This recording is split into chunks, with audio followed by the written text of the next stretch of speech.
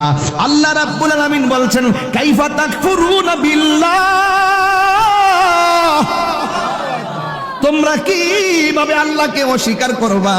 তোমরা ছিলে মুর্দা, আমি আল্লাহ তোমাদেরকে জীবন দিয়েছি। সুবহানাল্লাহ। এখন ডাইরেক্ট কথা কোন, ডাইরেক্ট কোন, ডাইরেক্ট। জীবন দেওয়ার মালিক কে? আরো জোরে বলো কে?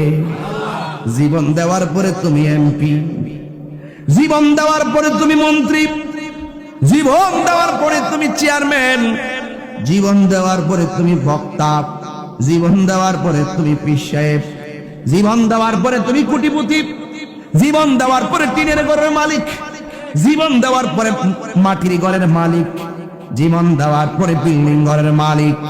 আমার আল্লাহ বলে সুম্মা ইউমিতুকুম, আমি আল্লাহ তোমার মালিকানা কাইরানি মুই একটা থাবা দিয়া, ওই থাবার নাম হলো মৃত্যু। কথা কোন ঠিক কিনা?